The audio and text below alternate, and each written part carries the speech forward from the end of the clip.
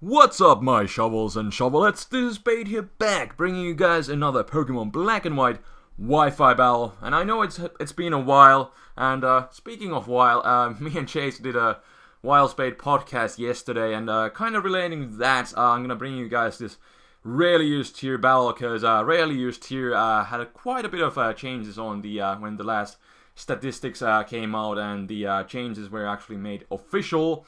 I will leave a link in the description if you are interested, if you missed the podcast we did yesterday. But basically, I'm using the team that you guys probably already know by that now, and it has Honchkrow and Claydol in it. They are kind of the key players on this team, and those two are now gone to UU.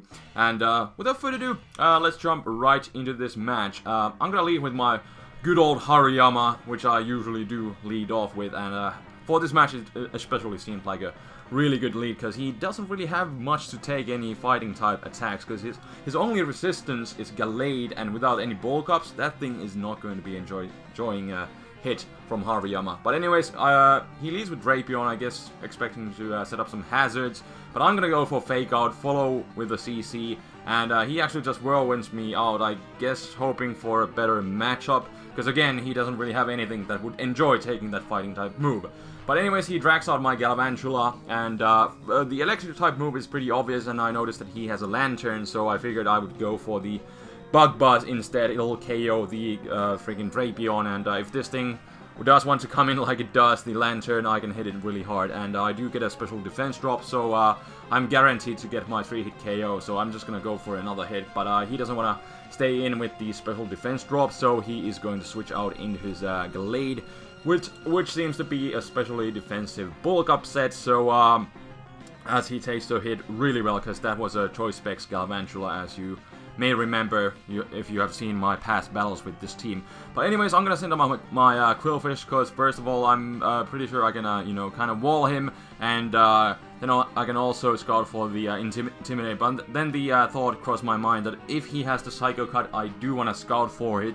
So I'm gonna double switch and go into my Honchkrow, because Dark type immunity for the Psychic. But he actually also switches and goes into his Rotom Cut, and Electric type move is pretty obvious in this situation. So I'm gonna go into my Claydol to absorb that, and he did go for Volt Switch, so I'm pretty sure that he is choice. So predicting a switch, I'm gonna go for Toxic, but what I did not predict was that he would go into his Clefable, and I wasn't really sure that what this thing would do, because usually the most Clefables I've seen are running support set, but this one is actually a Calm Minding set, so he can easily just set up on me. So I was able to set up my rocks, but I'm gonna get out of the dodge. I'm pretty sure he's gonna go for Ice Beam or just, set up again. So I'm gonna go into my Quillfish, because I do have a plan, and he does go for the Ice Beam, and just look at the damage. It did like almost half. This is not a especially defensive Quillfish, but still that did a lot, and I will need to do something. So I go for the Destiny Bond, because I'm pretty sure he's gonna go for the T-Bolt, and that is exactly what he does.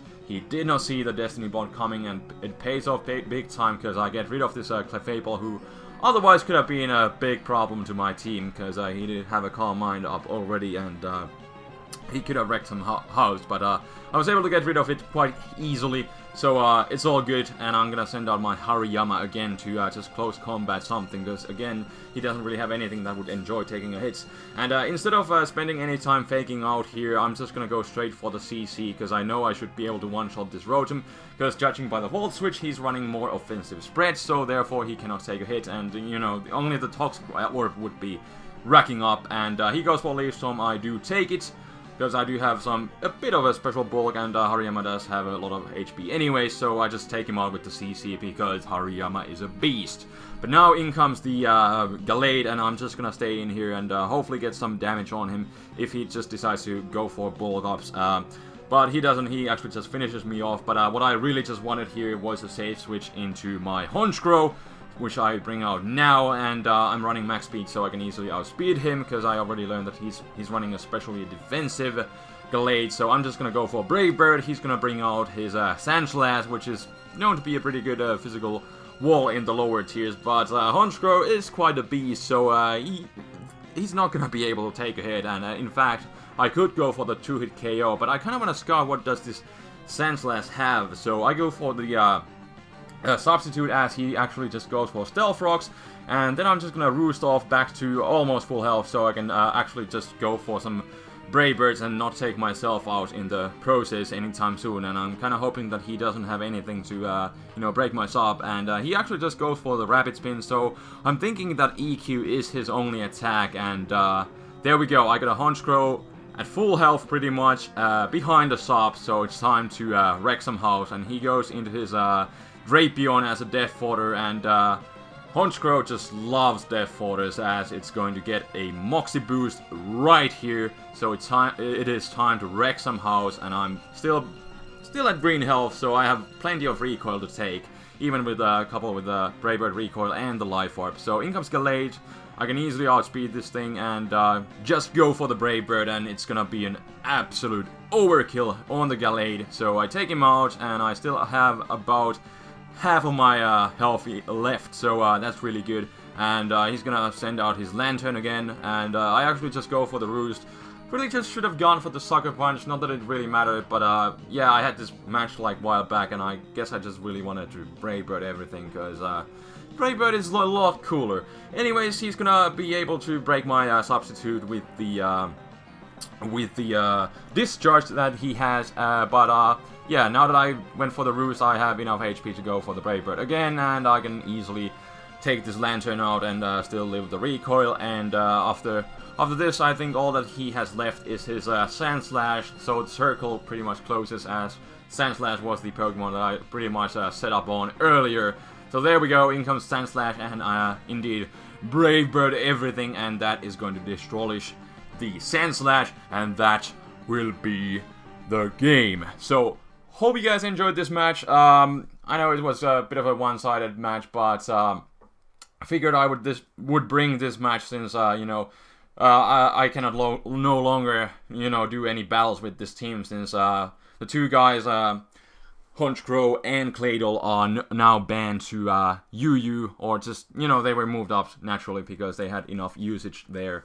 But yeah, this team is no longer viable in RU, which in a way is good, because yeah, you kind of saw how beastly Honchkrow was again. So I guess question of the day would be, what do you think about the tier changes in RU this month? Because you know, Honchkrow moved up, Claydol moved up, and then there was also Sharpedo and Yanmega, and then Gligar, I think, and then a couple guys, 3 guys I think moved down, but it doesn't mean that you still wouldn't be able to use them in RU. But still, quite many drastic changes for the RU tier, but not so much in the higher tiers though. But still, gotta say, it would be interesting to try out, do some RU battles right now, since #1 Rapid Spinner Claydol is gone, and then, you know, the offensive powerhouse Honchkrow, which you basically always need to watch out for.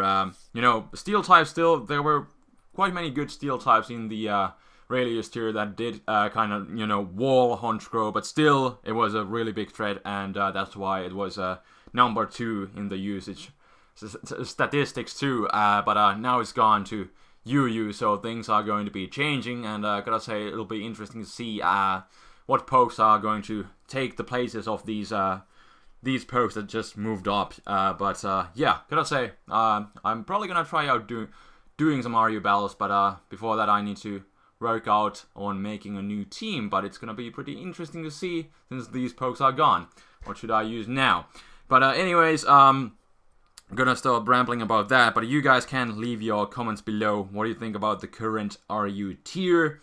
And yeah, I think that will be pretty much all for this. I will try to bring you guys more Wi-Fi battles next week. I have done a couple OU matches actually, so something new, something different a bit will be up next week.